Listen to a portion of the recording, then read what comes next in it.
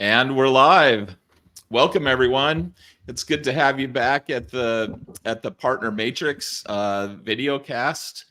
We're glad that you're here, and we really enjoy doing these interviews. Today we have Andy Gilbert from Connection to Channel. We'd like to introduce you to Andy. Andy, maybe say hi, and why don't you give, just to kick this off, why don't you introduce us to who you are, what makes you an expert in the channel, and give us a brief overview of your company. Yeah, sure. Thanks, Vaughan, and thanks everybody for tuning in.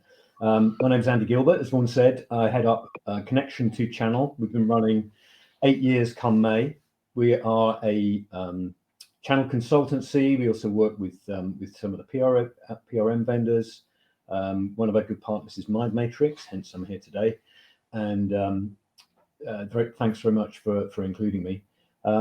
Really, the proposition of Connection to Channel boils down in simplicity to two things, two sides of the coin.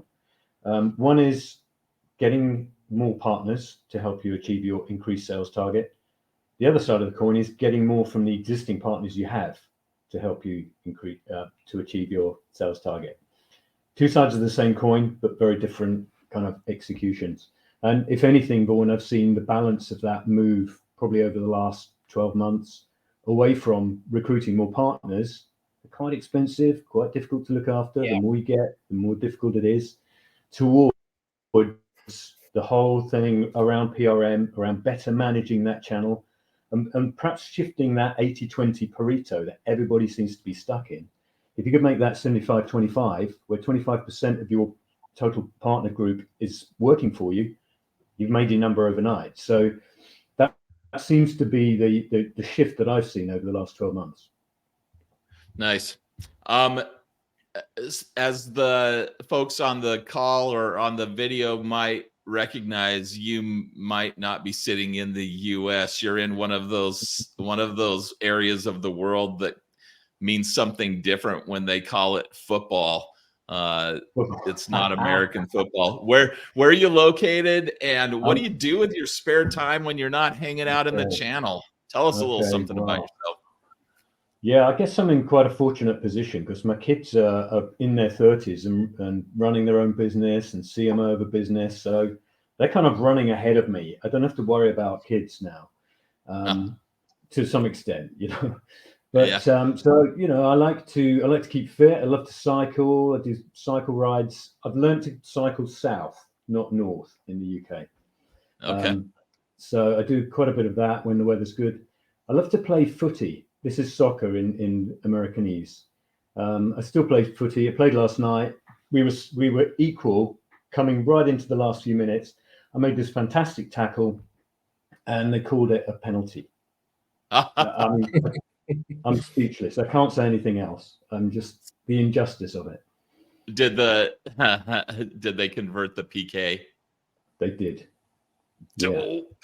Yeah, exactly. All right. We've all, those of us that have played football. But hey, it's all good fun, you know. We've all lost on PKs before. If you've played football, it's a beautiful and brutal game. Yeah. All right. So let's get started.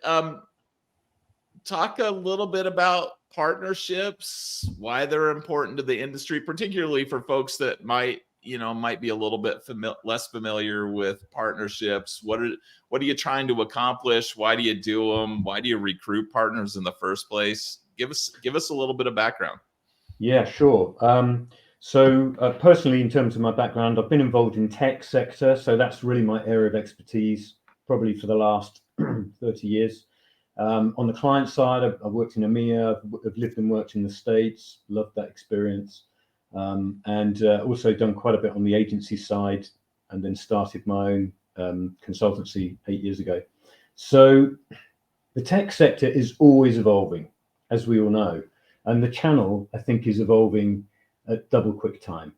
And one of your slides talked about the paradigm shift in the channel, and really that's been the experience right from that kind of the old days of linear OEM, as we used to call them, to the disty, They used to have big warehouses because it was all about products, and then they had the resellers that would put the products out to their market. I mean, that whole thing has been busted wide open, and cloud has really created that paradigm shift.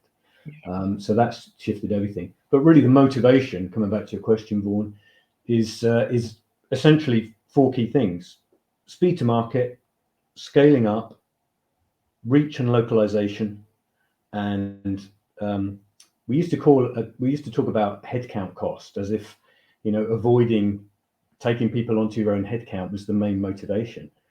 Over the last, I would say, probably over the last 2 years, the real motivation has been around filling that skills gap.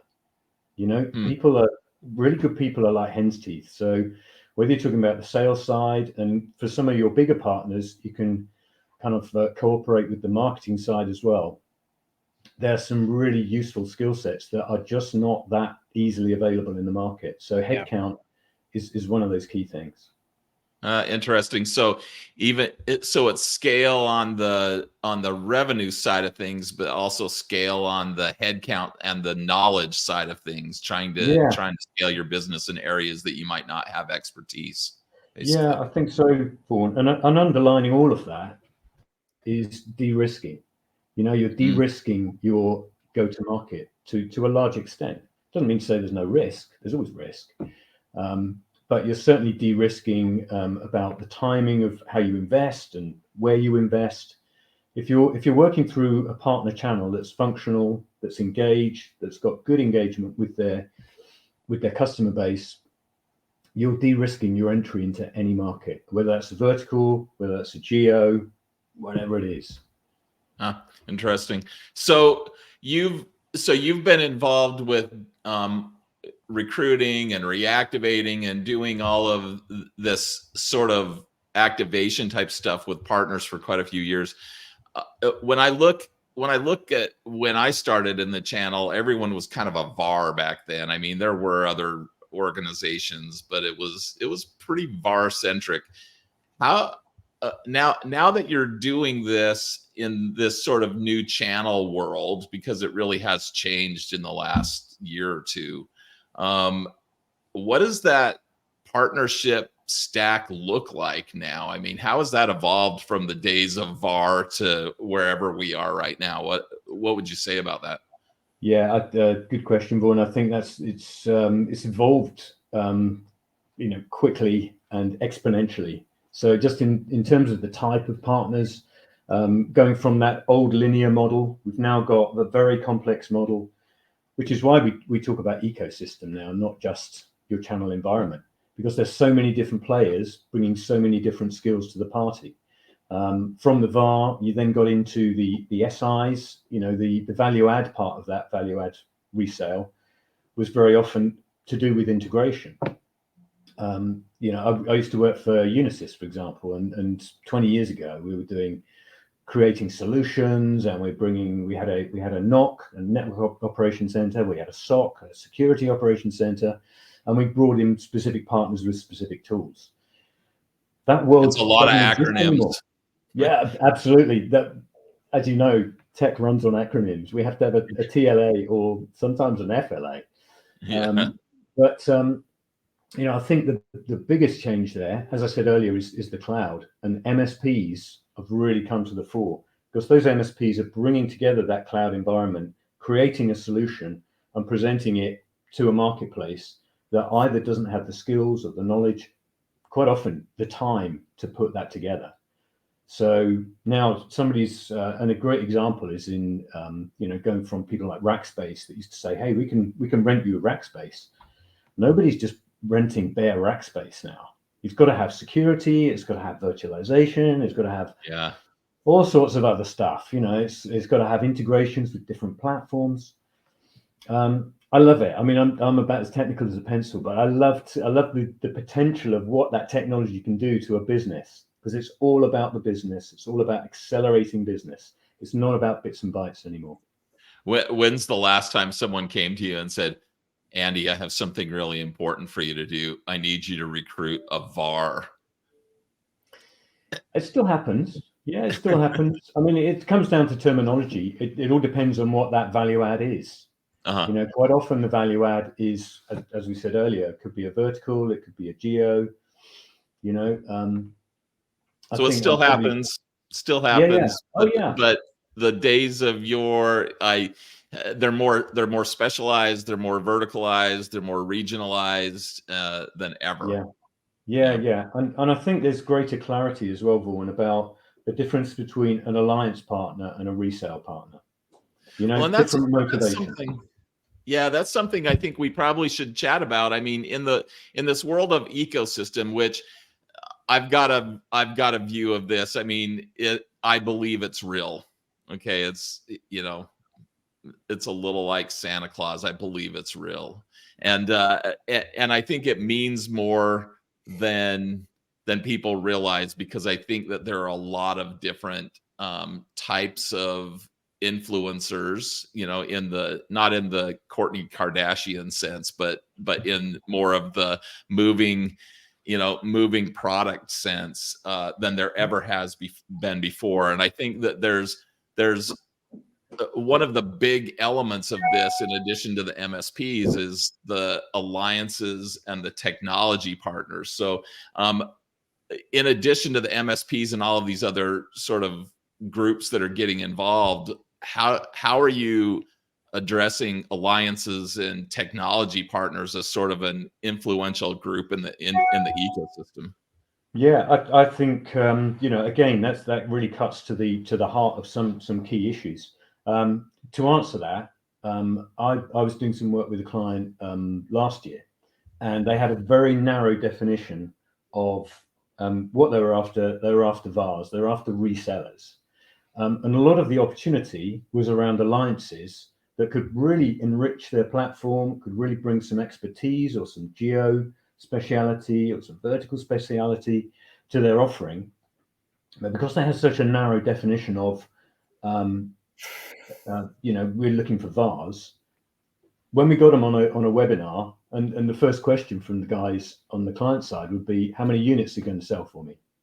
And the alliance partner would say, whoa, hang on a minute, am I in the right room? I thought we were talking about putting a solution together here. I've got my own solution. You know, I'm old language. I'm an ISV. I've built my own solution. I thought that if I brought it to the table, we could get more working together.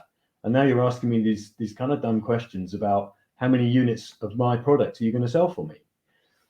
I think that kind of exemplifies, you know, quite often the lack of flexibility that some vendors have about defining the market space. And it may also be just that they don't have enough buckets. They just have one bucket, so everybody goes into that bucket. And the first question is, if you're a sales guy, what are you going to do for me? How many units are you going to sell? And they're kind of really backing off that discussion. They're saying, I thought we were talking about solutions here, guys. Yeah, It's quite fundamental. give uh, this is a little bit off topic, but for the channel sales folks that are listening, that historically their conversations have been centered not around better together, but how many units are you going to sell? What is your Yeah. recommendation to those folks on how they make the jump from what are you going to give me to how can we be better together? I wouldn't start with the sales guys. The sales guys are there to sell. I'm not dissing the sales guys. I love the sales guys. But I was at a thing last week, and somebody said, commission plan drives behavior. Yeah. Boom. That's it. For sure. You know, Yeah. whatever you incentivize your guys to do, that's what they're going to do. So if you don't make a component of their sales plan, if you just say, right, go out and sell some numbers, get some units, you know, sell some licenses, that's what they're going to do, because that's what they're incentivized on. If you say to them, while you're selling, you know, don't stop selling, by the way, that's what keeps the lights on. But while you're selling, if you can build out that solution, if you can find another partner that's going to bring that X factor, that Y factor, whatever it is we don't have, then you will also be incentivized to develop that relationship. All of a sudden, you've actually incentivized the guy to be more broad-minded, to be more lateral thinking, to be more thinking about ecosystem rather than how many units of my product you're going to sell. So I'm right there with the sales guys. I think it's down to the C levels really, in terms of how they kind of we buy into this mantra: begin with the end in mind. What is the end that you have in mind? Do you just want to sell more units, or do you actually want to be part of this wider ecosystem? And I've seen some of those big names. Give you a good example. I was speaking to some guys from Oracle, and I was working for a client, and they had a solution that fitted in as part of this mobility ecosystem. And the guy from Oracle was saying, so where's your platform? Where's your solution come from? Well, it's .NET. Oh, cool. I said, what do you mean cool? He said, oh, it's cool. If it's .NET or if it's Oracle or if it's Java, or bring it all in. We all play nicely together. I was thinking, this isn't the Oracle I know. And it basically says, we've moved away from that proprietary model, my way or the highway, into this open world where bring your stuff along, we can work with it. If Oracle is saying that, everybody's saying that. And I think Microsoft have done a fantastic job of creating that open environment where, the ISVs and the devs, they just want to come and play because they know it's an open environment. Yeah, we've actually seen some of that a lot of that actually in the platform that we build. We use APIs and SSO and different things to just leave the things in place that are working and build out the things that aren't working to solve the overall problem in a way that works for the business, as opposed to is ramrodded through organizations in ways that they're unaccustomed to. Yeah. Akash, we should pause here. Akash, what questions do you have? I'm sure that you've got a few questions that for Andy that have kind of come to mind as we've been working through this conversation.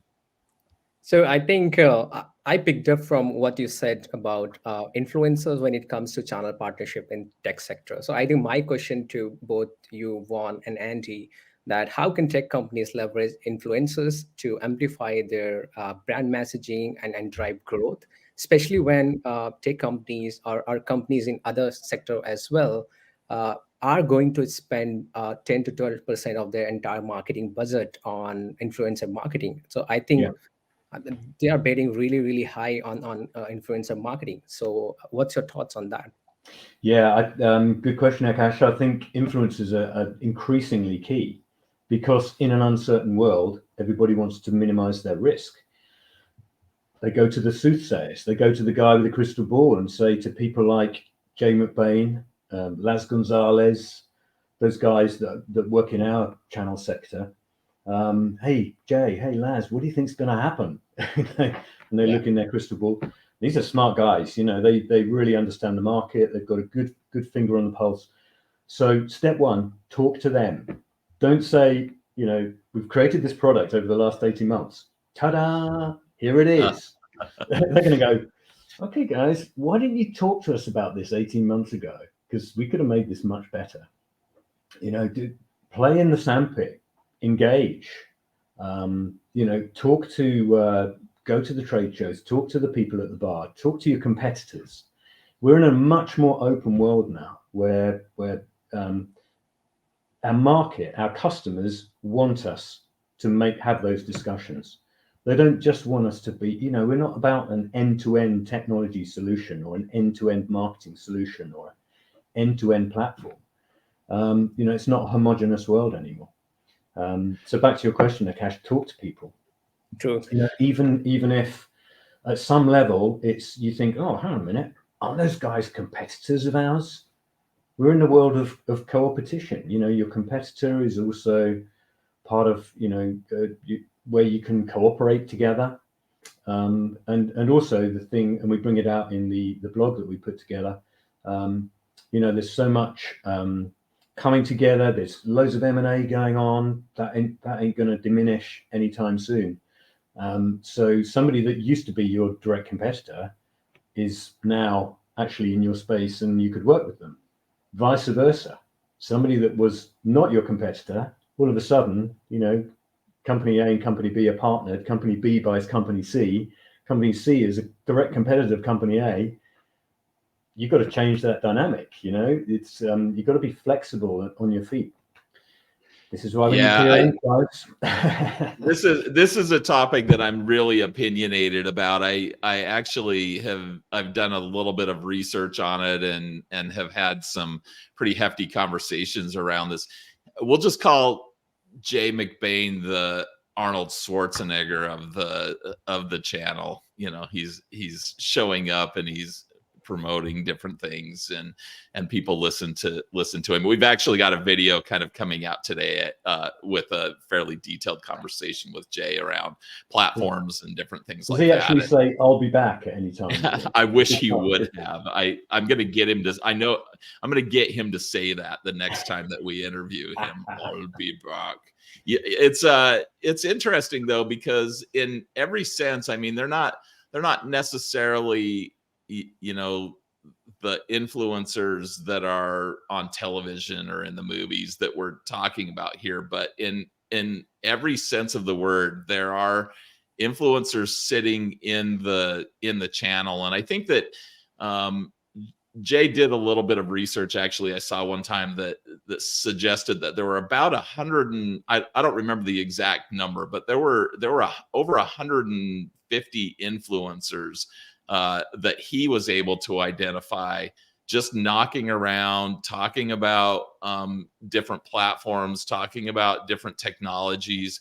And those are the ones that are just talking about channel. That doesn't even touch the gamer influencers and the guys that are influencing these car purchases and that have, you know, hundreds of thousands of followers on YouTube when they live stream some, you know, dopey little video game or whatever. I mean, there are all these folks that are moving the needle for brands in the tech space. And one of the biggest challenges that they face, that the vendors face, is actually trying to get in front of them, or knowing where they're at or when they're going to emerge, or getting their tech in those guys' hands so that when they talk about it, they're educated about their products.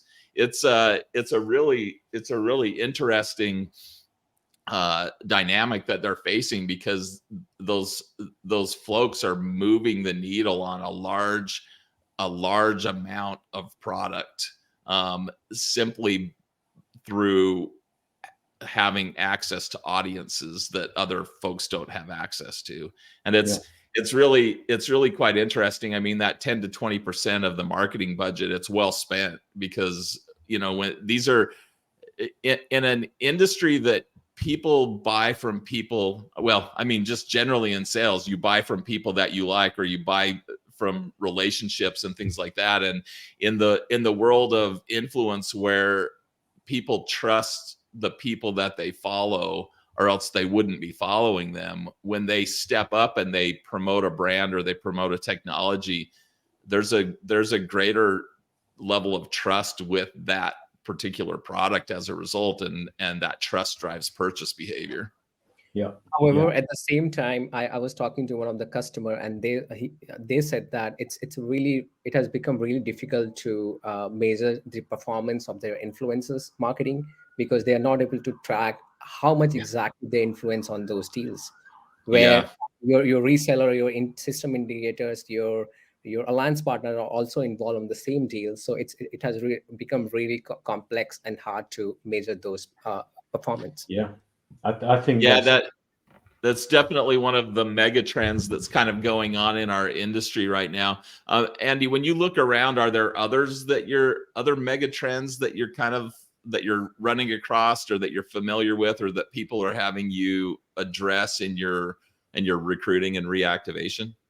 I think, I mean, we've spoken a little bit about ecosystems, and about how, you know, the big tech, particularly AWS, Microsoft, you know, are kind of, to some extent, calling the shots on that. But it's a very open world. I think the other key megatrend that everybody and his dog is aware of is AI, and quite what that's going to do. I think there's a lot of, you know, we're so in the foothills of that. You know, we haven't even got to first base on that yet, in terms of climbing up that particular mountain. And there's a lot of naivety. We were talking before we came on the call about the Samsung environment. We can talk about it because it's in public domain. But putting stuff out into ChatGPT, asking questions on ChatGPT, who can get that? Everybody, anybody. You need to be careful about what you're putting out there.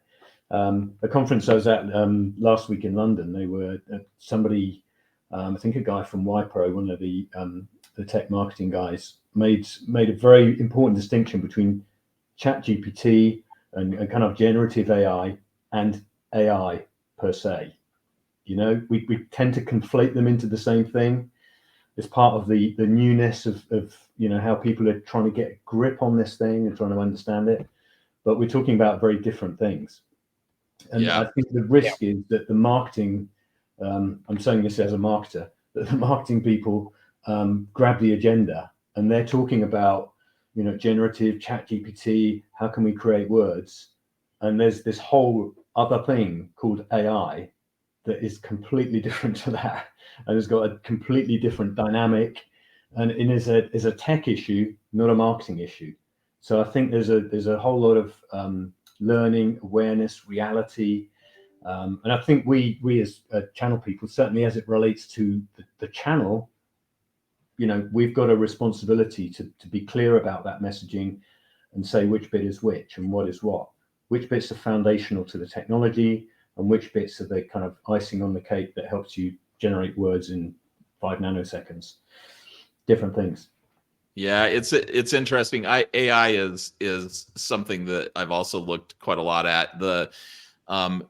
In our platform alone, there are 3 different types of AI systems running concurrently. I mean, generative AI is one of them, but you get into large language models and text analytics and recommendation engines and different things like that have real potential, that have been around for quite a while. The generative AI kind of brought everything to the forefront so that the average consumer is aware of it more than most, more than they were. But there's all sorts of stuff that's kind of making its way into the market. One of the things that we're looking at is how do you use AI to do solutions building so that someone can write down, I need a product that does this and this and this and this and this, and the AI spits out the configurations and it spits out the product, and it spits out which technology you need to use with what other technology and the third technology to make the most of all of the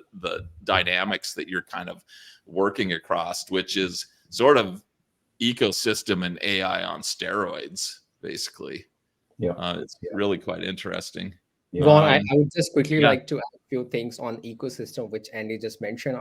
And I'm being mindful of the time we have in hand. So just think about co-selling, co-marketing, and co-innovation when we talk about ecosystem, because these are the strong subsets of creating a robust partner ecosystem. How better we can collaborate with partners running all these 3 subsets, I think that's going to drive the growth, and especially when it comes to channel partnership in tech sector. I've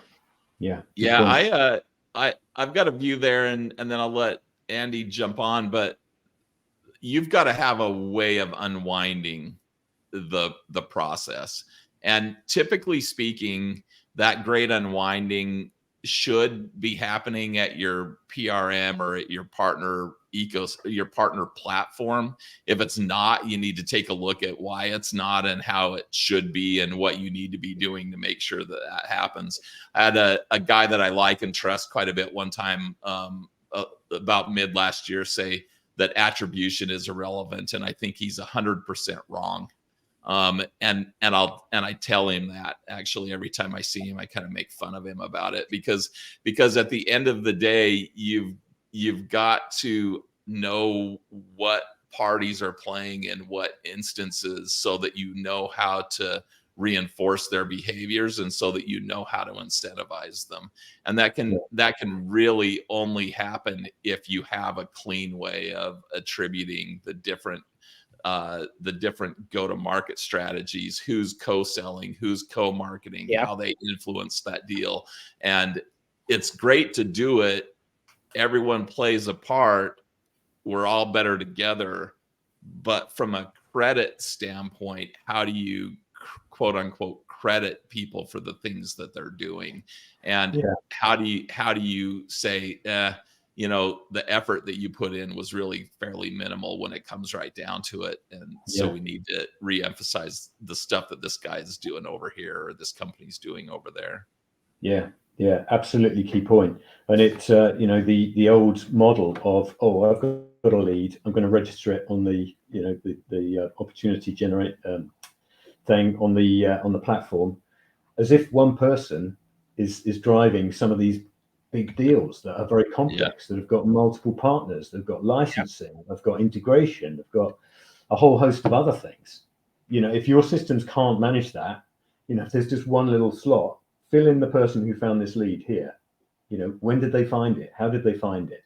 Have they got a relationship? Was it a bluebird? Somebody else was working on that deal for, you know, 3 years before you put your name to it. Yeah. You know, you've got to have flexible systems that can accommodate this. It's complex stuff, you know, and it's getting more complex. Yeah, I would agree with that. Okay, so we've run out of time. Andy, I want one last question from you. If you were to give the audience one or two really key tips about how to move things forward from a recruiting or a reactivation standpoint, what would you say? Those I would tips say would three be? things. Three things. One is commit to channel. I was having a conversation at a tech show with a guy I'd met him a year before. How's it going with the channel? He's saying, well, it hasn't really taken off because there's questions at C-level. And the question is always, why are we giving away points of margin to these guys when we could take this deal ourselves? As soon as you get that question, in my view, if you're committed to the channel, you've got to knock it on the head.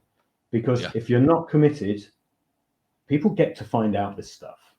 You know, comes back to that kind of behavior drives. You know, it's driven by how you go to market and how you do stuff. So one is commit to the channel and stick with it.